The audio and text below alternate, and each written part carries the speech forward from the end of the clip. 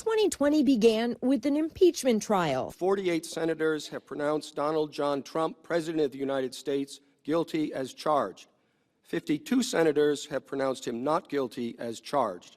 The Senate voting to acquit President Trump, the White House calling it a full vindication and exoneration. It worked out. We went through hell unfairly, did nothing wrong. But the celebratory mood at the White House would not last long. The coronavirus crisis that began in China spreading across the world.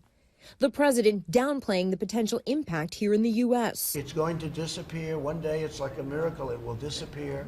But it did not. And in mid-March, the presidential campaign, the nation and the world came to an abrupt halt. President Trump put himself front and center in the response to the crisis. Thank you very much.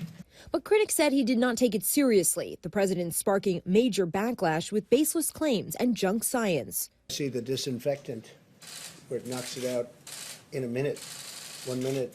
And is there a way we can do something like that by injection inside or almost a cleaning? The Democratic presidential race was wide open at the start of 2020, but a massive win in South Carolina propelled Joe Biden to victories on Super Tuesday, clinching him the Democratic nomination. Just a few days ago, the press and the pundits had declared the campaign dead. And then came South Carolina, and they had something to say about it.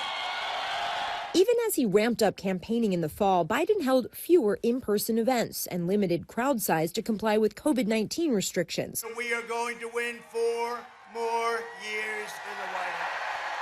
While President Trump rallied jam-packed crowds of supporters, very few people wearing masks. Looming large over the presidential race, the nationwide reckoning over racial injustice, the death of George Floyd sparking outrage and massive demonstrations.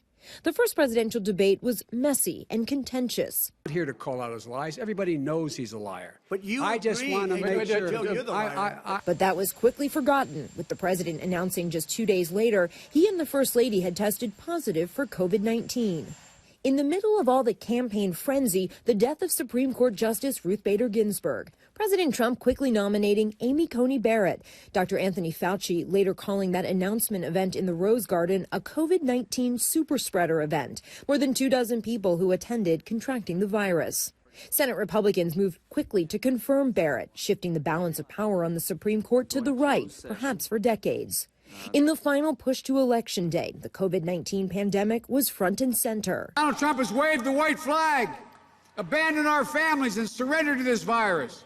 Other than the fake news wants to scare everybody, we are absolutely rounding the corner. In the end, the election wasn't all that close. Biden built back the so-called blue wall, winning Pennsylvania, Michigan, and Wisconsin. He also flipped Arizona and Georgia on his way to winning by more than 7 million votes, 306 electoral college votes to President Trump's 232.